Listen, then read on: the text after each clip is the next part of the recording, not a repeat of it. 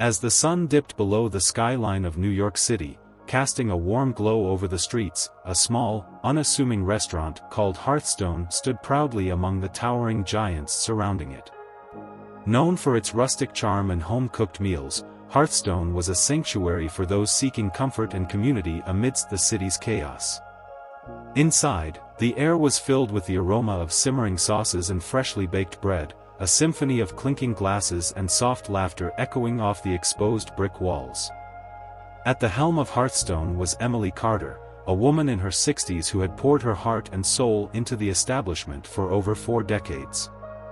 With her silver hair tied back in a loose bun and a warm smile that could light up the darkest of rooms, Emily embodied the spirit of Hearthstone. But it wasn't just the food that made the restaurant special, it was the welcoming atmosphere that embraced everyone who walked through its doors. One chilly evening, as the restaurant buzzed with activity, the doors swung open to reveal an unexpected guest. A woman, likely in her 60s, stepped inside hesitantly. Her frizzy hair peeked out from under a floppy hat, and she wore a faded cardigan over a floral dress.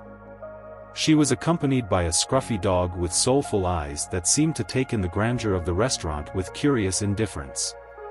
The hostess, Sarah, greeted the woman with a practiced smile, but her expression faltered slightly as she noticed the dog trailing behind.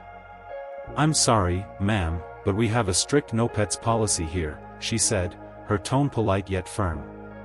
"Oh, don't mind him," the elderly woman replied, patting the dog's head affectionately.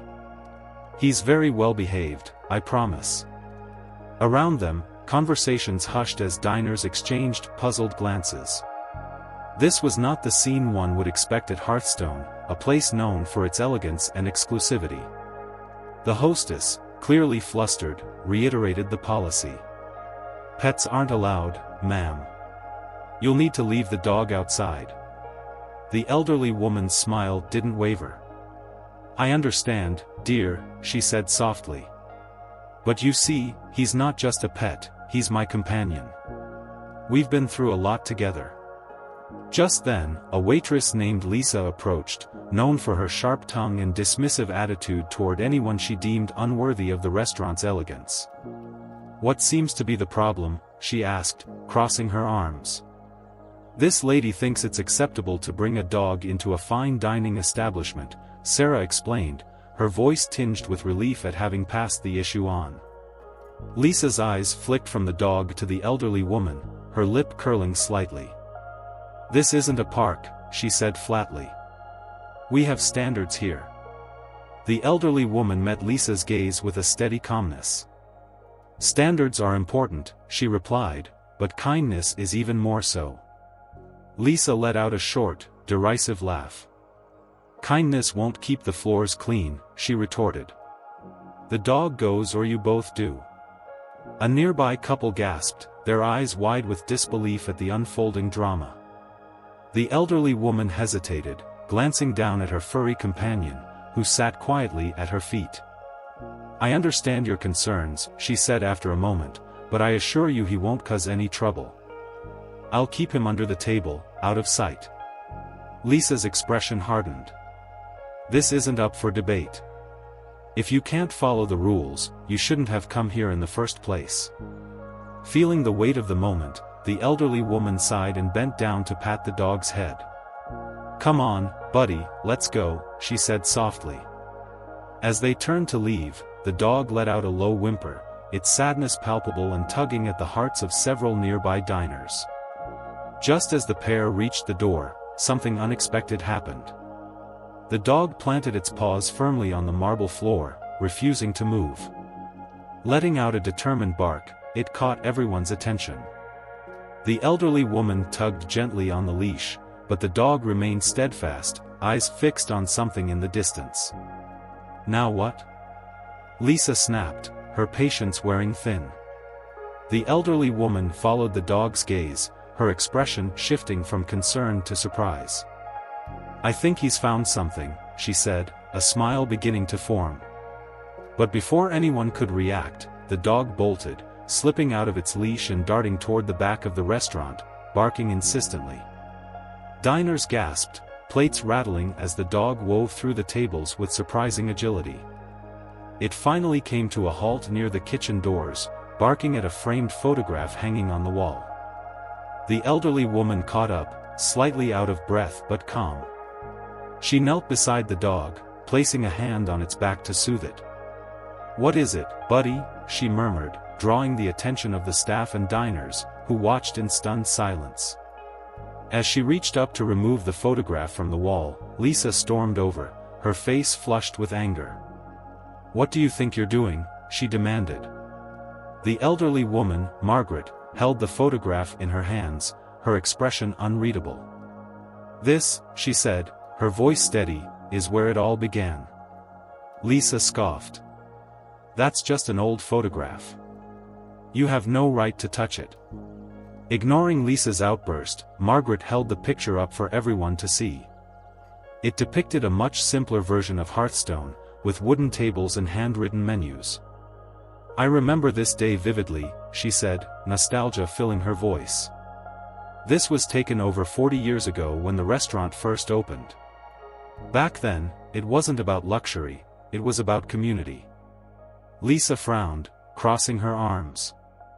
"That doesn't mean anything now. You can't just waltz in here and disrupt our service." Margaret's gaze didn't waver. "Perhaps it means nothing to you," she replied, "but it means everything to me." A murmur spread through the room as diners leaned closer, speculating about this woman's identity. Some began pulling out their phones to capture the unfolding drama.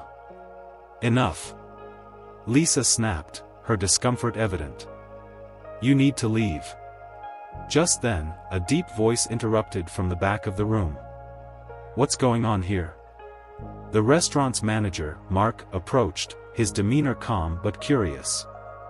"Mark, this lady brought a dog in here and started causing a scene," Lisa explained, relief flooding her voice. Mark glanced at Margaret, his brow furrowing. "Excuse me, ma'am. May I ask why you removed that photograph?" Margaret studied him for a moment before answering. "I wanted to show your staff something they seem to have forgotten." "And what might that be?" Mark asked, intrigued. "That this place wasn't always about exclusivity," she replied. "Hearthstone was built on the idea that food has the power to bring people together, rich or poor, young or old. This restaurant started as a dream, not a status symbol." Mark hesitated, his usually composed demeanor faltering. "Are you saying you have a personal connection to this restaurant?" Margaret smiled faintly, the kind of smile that carried years of untold stories. "I'm saying this restaurant wouldn't exist without me." A collective gasp rippled through the room, curiosity igniting among the diners. Mark's eyes widened in disbelief. "You're the owner?" "I am," Margaret confirmed, her voice firm. "And I've been for 40 years. I never sold this place, I stayed behind the scenes, watching quietly as it lost its way." Lisa's face fell as Margaret continued, "What I've seen is a restaurant that has lost its heart. Kindness and inclusivity have been replaced by arrogance and elitism." The tension in the room was palpable, but Margaret's calm authority held everyone in check. Mark turned to Lisa, his expression serious. "Is this true? Have you treated her poorly?" Lisa opened her mouth to respond but faltered, the weight of Margaret's words hanging in the air. Margaret's voice cut through the silence. "This restaurant was built on a foundation of respect and love for people, not just for profit. Tonight, that foundation has been betrayed, and it's time for a change." Determined to restore Hearthstone to its original vision, Margaret gathered her staff to discuss their future. "We're reinstating community nights," she announced. "One evening a month, we'll open our doors to everyone, regardless of their ability to pay." The staff exchanged glances, uncertainty filling the room. But Margaret's determination sparked a flicker of hope. In the following days, Margaret faced challenges from Richard, their landlord, who threatened to evict them if they proceeded with their community initiative. But she remained resolute, vowing to fight for the restaurant's legacy. With the help of Daniel, a prominent food critic, she rallied community support, inviting locals to share their stories and join in the restaurant's revival. The day of the court hearing arrived, and Margaret stood tall, flanked by supporters. She addressed the court, emphasizing that community nights represented the heart of Hearthstone, not a threat. The judge ruled in their favor, allowing them to proceed with their plans. As Hearthstone reopened its doors, the first community night was a resounding success, drawing families and patrons from all walks of life. The new menu, crafted with care, honored the restaurant's origins while embracing modern flavors.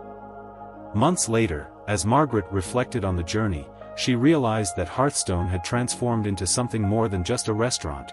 It had become a legacy of kindness and community, one that would endure for generations to come.